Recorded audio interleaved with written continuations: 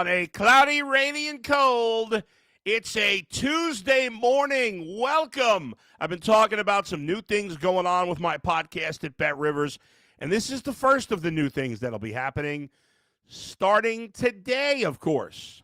Every Tuesday, I will be live from 9 a.m. till 9:30, maybe 9:35. You never know. If I get crazy, I could go later. It's a mystery. But I'll be live every Tuesday. You already know that Dustin and I are live every Thursday. He may join me at some point on Tuesdays as well. But for now, I'll be going solo live every Tuesday here in the bullpen. I will also be doing Cavs postgame shows. So Sunday, soon after the game, I'll be on live as well. We're getting to the point where I want to do everything live here in the bullpen. Don't want to record things unless we absolutely have a guest that just is worth having and can't be on at the time we want to do it live. But for the most part, most of the work I'll now be doing here with Bet Rivers and this partnership will be live, and it's been great so far, and we hope to keep bringing you more and more content. So every Tuesday and Thursday, live at 9 a.m. For now, me solo on Tuesdays, and then Dustin and I together on Thursdays at 9 a.m. We've got Z and Alex producing today. I'll have a guest on the show today, Tony Pauline from Sportskeeda. Tony is a longtime NFL draft analyst. He's on the long list of guys that put out their mock drafts there. And we are down now to just 9 days until the 2025 NFL draft. Right now, the sense that everybody has, of course, is that the Browns will take the unicorn himself, Travis Hunter, with the second pick in the NFL draft after Cam Ward goes number one overall. That is the expectation. Will it be the reality? Who knows? If you know me, you know I'm generally not a big mock draft guy because I feel like there is a lot of groupthink in these situations. And in the reality, it's everybody trying to read the tea leaves. Certainly guys like Tony Pauline and Field Yates and Adam Schefter and Mel Kiper and Dane Brugler, Ian Rappaport, Daniel Jeremiah, guys like that. They're more plugged in than the average person when it comes to getting information. But in the end, a lot of their predictions are based on just educated guesses. Because outside of maybe the first pick in the draft, the rest of the GMs are not going to be forthcoming with what they're going to do. There's anybody that would do that would be stupid. Now, you want to say there's a lot of stupid GMs? Okay. There's probably less stupid GMs than you think. There certainly are some guys that don't deserve their job. But for the most part, these guys are not stupid, and it doesn't serve them any positive purpose to get out there the reality about what they're thinking of doing in the draft. Again, outside, even with the first pick, there's no positive purpose for it. I mean, it's irrelevant because the team picking first, in this case the Titans, has nobody that could stop them from picking whoever they want. But starting at number 2, only negative things could come out of the Browns being honest with the media, both on or off the record, about who they're going to draft at number 2. So for a while, we thought it would be Carter. For a while, we thought it would be Sanders. And now most of us think it's going to be Hunter. Have we talked ourselves into that? And is that why we think it, or is that the reality? We won't know for 9 days and, 11 hours? No. Yeah, 9 days and 11 hours. Something like that. 11 hours and change. That's when we'll find out the reality. By the way, if you're watching live on YouTube, or even if you're tuning in later today or whatever, we have a poll up. We just put it up in the last hour. The question is, you see it there, how many games will Joe Flacco start for the Browns this season? Keep in mind, Joe Flacco, probably the favorite to start at this point, especially if the Browns don't draft a quarterback at 2. But he's 40 years old, and he hasn't played a full season in, I want to say, 8 years.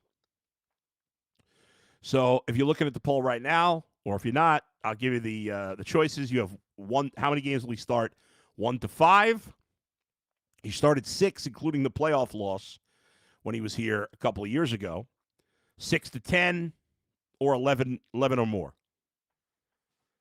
Now, I'm going to vote in the poll right now. My choice is going to be 6-10. That's what I think is going to happen. I think Joe Flacco is going to be the starter week 1. I think Joe Flacco, even no matter who the Browns draft in the second round, and I do think I think there's a good chance the Browns will draft somebody between 20 and 33. But I think the goal will be in mind, especially because in my mind, that person is most likely to be Jalen Milroe. I could be completely wrong, of course. In fact, there's a mock draft that just came out today that I want to talk about that has the Browns trading up into the back of the first round for a quarterback, but it's not Jalen Milroe, and I'll talk about that in a minute. But in a perfect world, the young quarterback the Browns draft somewhere in the 20s or at 33 can sit and learn for a year behind Joe Flacco. It's hard to believe Joe could play a full season. You never know, though. Guy, I tell you, for 40 years old, the guy seems to be in tremendous shape. We know his arm's not hurting it. At least there was no sign of that last year. Now, he was better with the Browns than he was with the Colts last year, but he still wasn't bad with the Colts. And he's got his flaws in his game right now. Obviously, the interceptions have been a problem, but throwing the ball downfield and making big plays, especially in his time in Cleveland the last 2 years, or 2 years ago, have not been a problem at all. You saw some graphics on the bottom of the screen there for the Bet Rivers prop packs. There's all kinds of cool things at Bet Rivers. If you're just watching my podcast, I appreciate it. But if you're not using the Bet Rivers app or the website, please check it out. We have some really cool things on there, including the prop packs that I think you'll really enjoy. So if you're thinking of dropping a few ducats on whatever, spreads, futures, parlays, check out the Bet Rivers app. A couple of comments. Michael Shupska repeated my live. Thank you, Michael. NBA playoffs start today. Finally, bowl the games actually matter. Yes. I'll talk a little bit about the Cavs at the end of the show. Obviously, the Cavs don't play till Sunday, and I mentioned I'll be on after the game live here in the bullpen. I'll talk a little bit more about the Cavs about 20 minutes before we wrap up. Eternal Element says, sign me up for Hunter Milroe Henderson. Go Browns. That would be great. If that's what happened for the Browns, they ended up with Hunter Milroe and Henderson. That would be a big win in my mind, Eternal Element. I like it on paper. Obviously, you don't know if it's a win until the guys actually perform. Unfortunately, I think that's highly unlikely. I guess in theory, if they took Henderson in the second round and then took Milroe in the third round or traded up into the second, I don't know, but that seems unlikely. Kevin Wiseman, Hunter, and Jackson Dart. That's an interesting one. We'll get to that in a minute. Cinematic Storm, can you please explain why Will Howard isn't rated higher? There is a lot of mixed opinion on Will Howard. In fact, I want to ask Tony Pauline, who's going to join me in just a couple of minutes, I want to ask him about it because Kurt Warner has raved about Will Howard, thinks he's great. And Sean King, who's been on this podcast, has been on UCSS, we know Sean well, he said Will Howard, he thinks he's a backup at best. So there's a lot of mixed opinion on Will Howard. I've heard, when it comes to Will Howard, there's going to be skepticism because of the talent around him. And obviously a lot, maybe that's, and that certainly, he's just harder to evaluate, I think, because of that. There's some, maybe too much risk in his game. Kind of reminds me of Will Levis in a way, who makes some crazy passes and makes some plays where you're like, wow, this guy's really talented, and makes terrible decisions and throws the ball away. I don't know if he's if he's NFL athletic enough. And that's a big thing these days. Jay says, I love Joe, and the Guardians will be fine. Yeah, the Guardians had a bounce-back week. They go to Baltimore and Pittsburgh this week. Looking forward to watching those games starting tonight. Sean says, I love Will Howard. The only problem is in today's NFL, you need somebody that can run the ball, that is super fast, that makes a difference. I don't agree you need somebody. Why do you need somebody that's super fast? Who's super fast? Jalen Milroe? Okay. Lamar Jackson, super fast? I mean, I don't know that any of these other great quarterbacks are super fast. They're athletic or athletic enough, but they're not all super fast. Shupska, Henderson or Milroe will not fall to round 3. I don't think so either. I'm just saying, like, that's the only way I can see it. I think Milroe, somebody will take him. Let's see. Jay, the Guardians remind me of Oakland in the late 80s without 2 home run hitters. They don't really have home run hitters. We'll see outside of Jose. Hopefully Kyle Manzardo's going to become that. And so far, he has. I mean, so far he's done a great job. Speaking of mock drafts, today, Field Yates, who's been on the podcast, big fan of Field Yates, he and Mel Kiper, longtime draft guru for ESPN, put out a 3-round mock draft just about an hour or so ago via ESPN.com. And they alternated who made the picks. Mel Kiper made the pick for the Browns at 2 overall, and he had the Browns taking Travis Hunter. Here's what he said. Cleveland lacks playmakers. It would get one on both sides of the ball in Hunter. I'd play him primarily on offense where his speed, ball skills, and instincts helped him to 1,258 yards last season, but the Browns could also sprinkle him in at corner, and especially in high-stakes part of the game. Hunter has been my number 1 prospect throughout the whole draft cycle and has the chance to be special in the pros. I mean, that sums it up nicely, right? We've talked about this. As much as I loathe generally using the term unicorn, in Travis Hunter's case, it fits because he is one of one when it comes to the NFL. I don't think we've never seen a player like this. The Browns have a chance to essentially add 2 players in one. And for the argument that, well, if he just played one, he'd be better at that, that's true. But I'd rather have a 9 at wide receiver and corner than a 10 at wide receiver or a 10 at corner. Maybe that's simplifying it too much, but that's how I see it. And so that's what I would do. I'd play him at both, primarily on offense. And that's what Andrew Berry has said. Again, will they take him? We won't know for sure until next week, but I think it feels right to do that. Now, in this mock draft, I know a lot of people are worried, if you're going to take a quarterback, you got to trade up ahead of the Steelers. In this mock draft, in terms of quarterbacks, they obviously have Cam Ward going 1 to Tennessee. They had Shedeur Sanders going 9. Field Yates has him going 9 to to the Saints at number 9. They do not have a quarterback going, a third quarterback going, and then the Steelers pick at 21, and they do not have the Steelers taking a quarterback. They have them going defensive line. By the way, Emeka Egbuka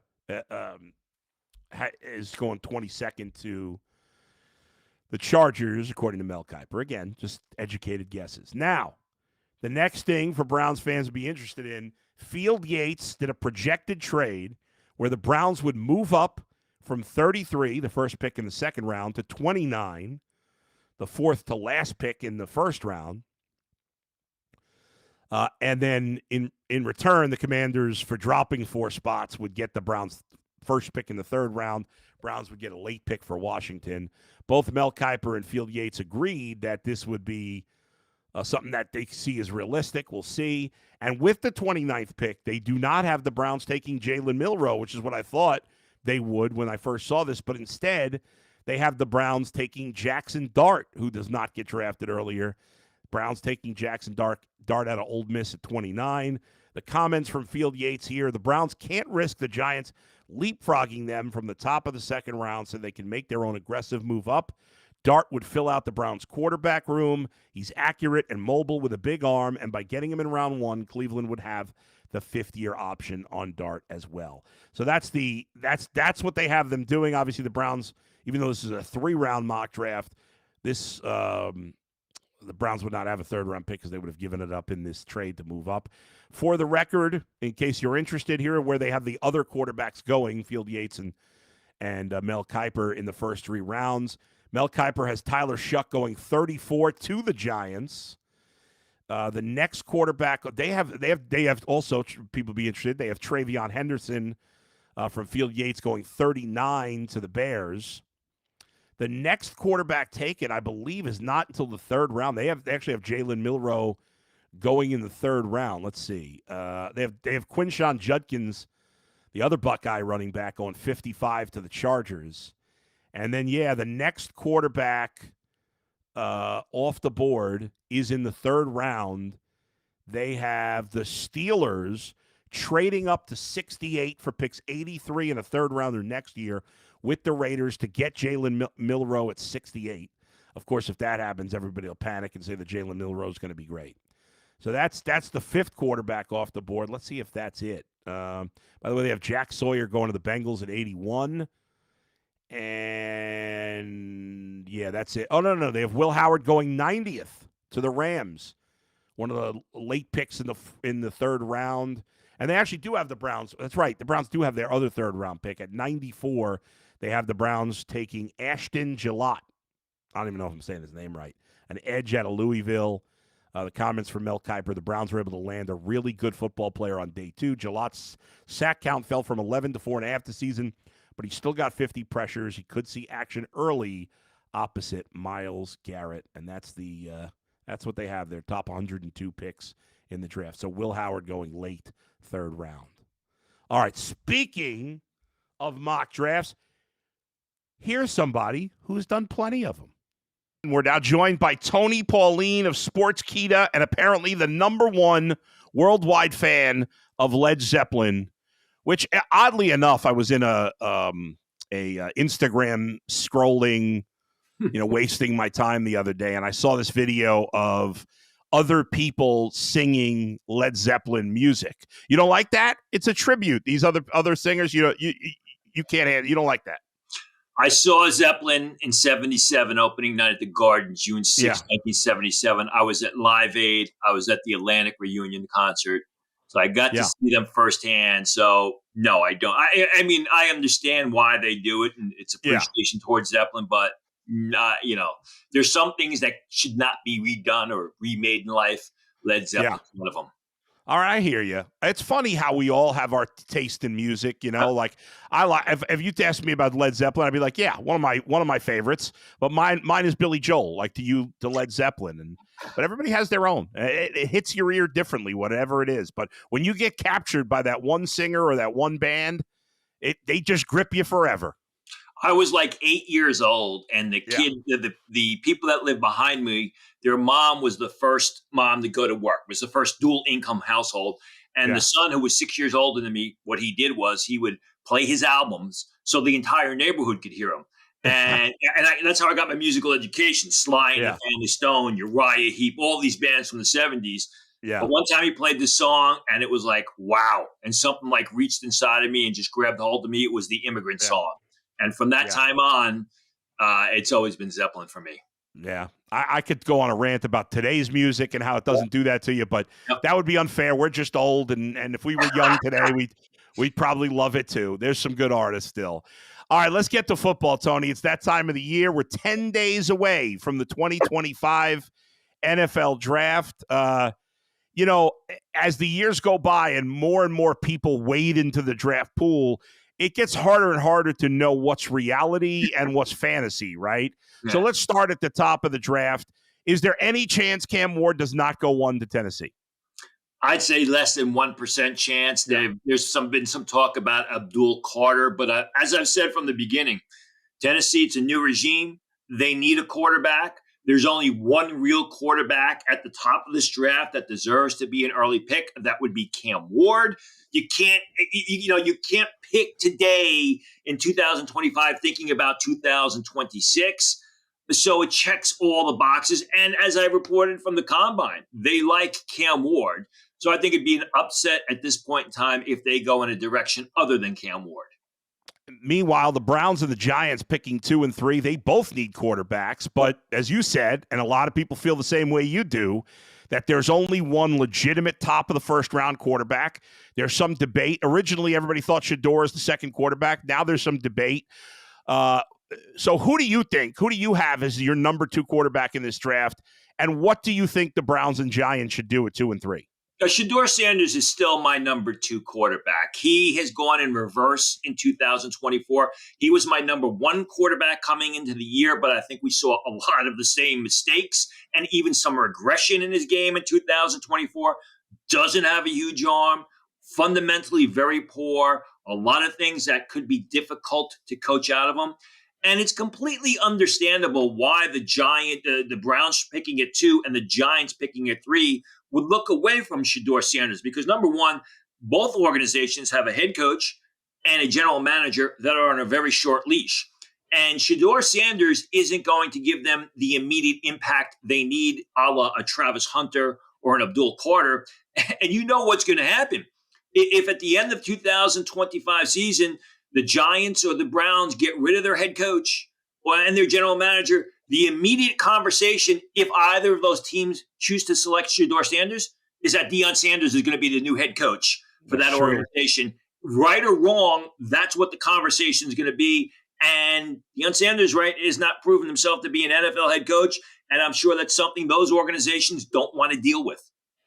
It's a good point. And, here in Cleveland specifically, I'm convinced the Browns are going to take Travis Hunter. I don't have inside information. I just think it's the right move. Yep. I think, I don't know. I'd use them both ways. I don't know if they're going to do that. I don't know what they're going to do. But this guy, people throw around the term unicorn a lot, Tony. But in this case, it fits. I think the Browns at this point are crazy to pass on Hunter. What say you on that? Well, I would agree with you, especially, with that contract they gave Myles Garrett in the offseason. Yeah. I think one of the best move the Browns made in the offseason besides that contract was bringing back Joe Flacco, who will help Travis Hunter at receiver, and he can play some cornerback. I think, they're going to look at him. If you're looking at him as a receiver, you'll put him on the field in dime packages. If you're looking at him as a cornerback, you're going to put him on the field as a fourth receiver, in third down situations. I happen to like him as a receiver because I think he needs a lot more work at the cornerback position. Really never did any backpedaling at Colorado. And there's more disaster can happen with blown coverages if you put him at cornerback as opposed to, gosh forbid, he drops a pass, which you really never did at Colorado. Yeah, that's true. I agree. The Browns have said, Andrew Berry has said publicly, they think of him as a wide receiver. I spoke with Jay Gruden recently. He also thought he was more of a wide receiver. And then you use him a little bit. You use him, as the nickel dime corner in those situations. Now, let's say the Browns do take Travis Hunter, and then at 33, or maybe even trading up if they have to the back of the first round, that's where they strike at quarterback. Yeah. Whether it's Jalen Milroe, whether it's Tyler Shuck, who do you like of the rest of the guys? Who do you think has the most potential upside that they could grab at 33 or in the 20s if they traded up? Hands down, it'd be Jalen Milroe. I mean, Jalen Milroe, when you look at him from a physical package point of view, he's better than any quarterback in this draft. He has the strongest arm. He carries the ball on design quarterback runs or scrambling like a running back. He's got great size. He's a high character guy. People in the Alabama program really like him. He's a leader on the field. The problem is the consistency just isn't there. And I said before the season, I thought that Jalen Milroe could be a Jaden Daniels type in the sense that he came into the season with late round grades. I thought he could make a big march up to the top of the draft board. Didn't happen because of that inconsistency. You look early in the season, through that Alabama game, he was terrific, and then it kind of went downhill for him. He seemed to lose a lot of confidence in his ability to throw the ball, was beating teams more with his legs than his arm late in the season, was not good at the Senior Bowl, was not good at the Combine. But, what scouts look at is what can a player, what can a prospect, what does he do well? And Milroe's got all the physical skills. It's just a matter of getting him a real good quarterback coach. You see Sam Darnold, after all these years in Minnesota, finally getting the right type of coaching. If you can get that kind of coach with Jalen Milroe, you're going to hit the ball out of the park because the guy physically and mentally, he's got it all going on. He just needs that consistency on the field. Browns brought in, obviously, a veteran quarterback coach. They have Tommy Rees, who was with Jalen Milroe at Alabama, as their offensive coordinator. Do you look at the Browns as a good fit because of that?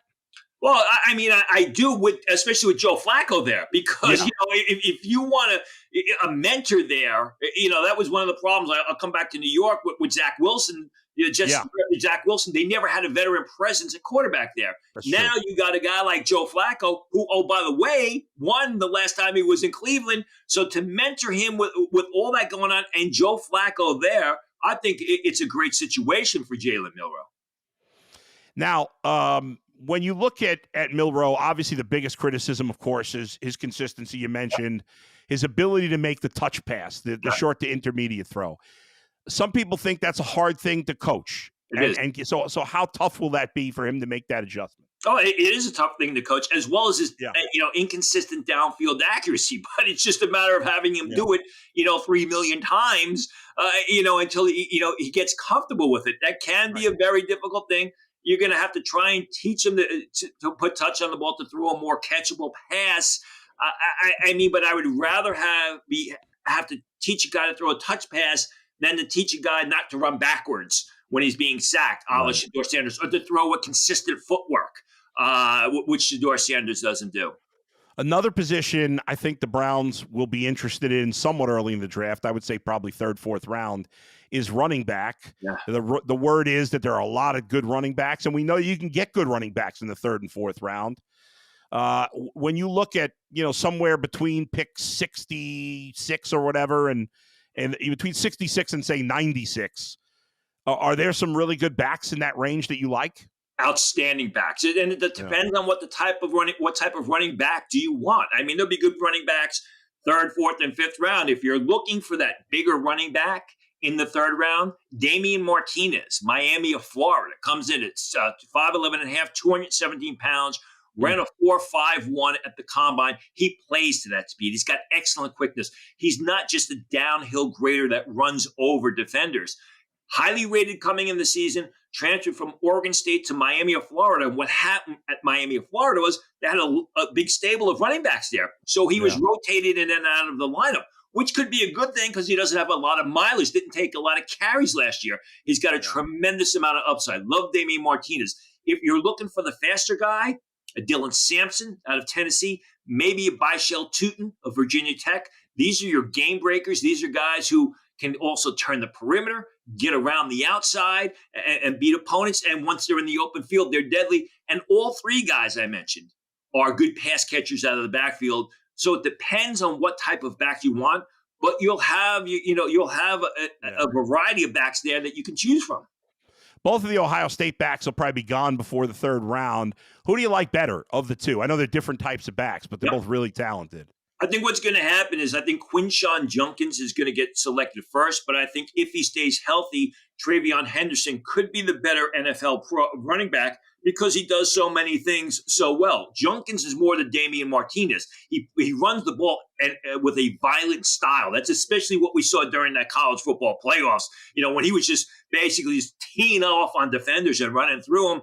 Not so much the outside runner, which is what Travion Henderson brings. He brings better speed. He brings better perimeter running skills. He has that home run hitting style. Again, as we saw in the college football playoffs, the problem with Henderson is, as much as I like him, he does have an injury past, which teams are going to have to make a decision on that. Last guy I wanted to ask you about, Tony, because there seems to be a variety of opinions on this guy. That's Buckeyes quarterback Will Howard. Kurt Warner loves the guy, but I was talking to Sean King, former Buccaneers quarterback. He said when he was doing film work on the quarterbacks, he thought he was one of the worst quarterbacks he saw on film. Where do you rank Will Howard? What do you think about him? I think physically he's got a great downfield arm. I mean, he can get the ball downfield. I think he made a lot of dangerous passes at Ohio State, and he was basically guys like Emeka Egbuka were able to get him out of bad situations. I also think he stares down the primary target. He's very slow moving his head off the primary target. Those are two very difficult things. You talk about things that are tough to coach quarterbacks out of.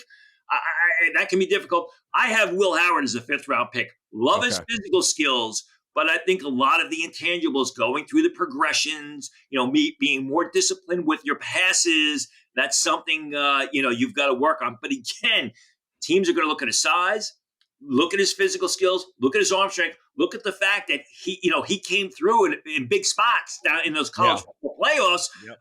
For Ohio State, where he kind of failed against Michigan, and that's going to be very attractive to teams. Last thing, you mentioned Egbuka there. Is Yeah. he going in the first round? I believe so. If Seattle Yeah. doesn't take him, I think maybe Denver could take him. He's very dependable. He's very consistent. I'm a little bit disappointed. I've had a first-round grade on him for 2 years, but he never proved himself to be worthy of a number one receiver at Ohio State. Now, granted, they had Marvin Harrison and Jeremiah Smith, and Smith is going to be an insanely early pick when he enters the draft. But I thought Egbuka never really established himself as I thought he should have. Although, again, came through in the college football playoffs, as everybody saw, and really stepped up. He's reliable. He's consistent. I don't know that I think he has the potential to be a number 2 receiver. I think right now he's a number 3 receiver on Sunday. Tony, great insight. Appreciate the time, man. Everybody check Tony out. Sportskeeda. Listen to Led Zeppelin in his honor, and we'll talk to you again soon, man. Thanks for joining us. Thanks for having me. Yeah, great chatting with Tony because, man, it's this time of year. I've been talking to Tony for years. And, again, he's another one of those guys that has a good sense, can make good educated guesses. He knows the players. He studies the film. And he gave you his thoughts on Will Howard. He's more in the Sean King side of things than he is on the Kurt Warner side of things. Time will tell, right? We're all going to have our opinions on all these players. Nobody's sure. That's why it's a projection. GMs get it wrong all the time. Tony obviously agreed with taking Travis Hunter at 2. He liked the idea of the Browns taking Jalen Milroe, either with the 33rd pick or to trade up into the first round. I think we'll all be surprised at this point if the Browns don't have Travis Hunter and a quarterback after the first pick in the second round at the latest. I think a lot of people will be disappointed. I think at one point we would kind of try to all talk ourselves into Shedeur Sanders, and now many of us have talked ourselves into the right call for the Browns is to take this best player in the draft in Travis Hunter, the best talent, and then get the best quarterback you can get after that. Because I think the sense is that Jalen Milroe, for some people, and I don't know, but I think a lot of people that study this believe that Jalen Milroe or Jackson Dart or Tyler Shuck might have just as good a chance to be a good NFL quarterback as Shedeur Sanders. And they could be wrong, the people that believe that. I'm not sure what to believe. I still think Shedeur Sanders is the second best quarterback, but I don't sit and study the film like these guys who do this for a living. That's what they do specifically. So maybe they're right. And there's mixed opinion on it, sure. It's not a science. It's not an exact number you can point to that proves one's going to be better than the other. But if you think the gap is minimal or that these guys all have kind of a similar chance to be successful in the league, then it's a no-brainer to take Travis Hunter and then get one of those guys. And you may only think 2 of them are good or 3, or maybe you think all 4. I don't know. Who knows what's going on inside Andrew Berry's head, Kevin Stefanski's head. But, again, we'll find out in 9 days. In less than 9 days, the Cleveland Cavaliers will begin a run to, hopefully, a 2025 NBA championship when they play in the first round of the playoffs starting on Sunday. The play-in games get underway tonight in the Eastern Conference. It'll be Atlanta at Orlando. That's the winner of that game will be the 7 seed and will play the Boston Celtics in the first round of the playoffs starting on Sunday. I think Orlando's going to win at home tonight. That game is on TNT at 7:30, followed by Memphis and Golden State. Again, the winner of that game will be the 7th seed as well. Golden State losing their final regular season game in overtime to have to play in the play-in game. Steve Kerr complaining. I love Steve Kerr, but complaining that Steph Curry's getting fouled too much. I mean, listen, he's got to play. This is what you do when the playoffs start. I think it's laughable, but it is what it is. So the winner of the Atlanta. So right now the Cavs on Sunday could play Atlanta. They could play Orlando. They could play Miami. They could play Chicago. To me, it doesn't matter. The Cavs are the better team. Seems like Donovan Mitchell is going to be good to go for the start of the playoffs on Sunday. These teams all 4 of them, including the Magic, who are the highest seeded team, were 500 or below. The Magic finished at exactly 500, 41-41. These other teams are under 500. The regular season is meaningless. I think the Cavs should win against any of these teams in 5 games or less. Clearly Orlando's the best team. Well, maybe not clearly, but I think it's clearly the Orlando's the best team of the 4. And the winner of the game tonight is off the Cavs' radar. It'll be down to 3 possible opponents. The Bulls and the Heat will play in Chicago tomorrow. That's 7:30 on ESPN. And then the winner of the Miami-Chicago game tomorrow will play the loser of the Atlanta-Orlando game on Friday. And then the winner of that game will play the Cavs on Sunday. Obviously, that team will have played 2 games. 2 games over 4 days. And the Cavs will be fresh as a daisy because their key guys haven't played at all. They got a lot of rest down the stretch. Jared Allen was the only one that played Sunday in the final game and didn't play for long. We don't know what time game 1 will be for the Cavs on Sunday. My guess is that the Cavs will play the first game of the day that Sunday because they'll want Boston in prime time, and Oklahoma City and Houston are not in the Eastern time zone. So my guess is that the Cavs game will be first on Sunday, but I'm just guessing. I think we could expect I don't know what time the first game is on Sunday. I know on Saturday the first game's at 1. I would think the Cavs are playing either at 1 or 3:30, most likely, but I guess we'll find out when we find out. So that's going to do it for me today. Like I said, Guardians will take on the Orioles, start of a 3-game series tonight. The pitching matchup for tonight's game in Baltimore, start of a 6-game road trip for the Guards. Logan Allen and Charlie Morton, the veteran Charlie Morton. He's close to 40. He's struggled so far this year. The Orioles off to a rough start at 6-9. And they've only 2-3 at home. Guardians 3-6 on the road, 5-1 at home to start the season. Logan Allen, better job last start. We'll see if he can pitch well. And we'll see what they could do in Baltimore. That's it for me. Again, thanks to Alex and Z for producing. Thanks to all of you for watching and listening. Again, I will be on every Tuesday now, live at 9 a.m., in addition to every Thursday live at 9 a.m. with Dustin in the bullpen. I will be on. That'll be the next time I'll be on in the bullpen. And then again, I'll be on after the Cavs game on Sunday. After we find out what time it is, we'll let you know. All right, everybody, talk to you next time. Where else but right here in the bullpen with Adam the Bull. Brought to you by Bet Rivers. See you, everybody.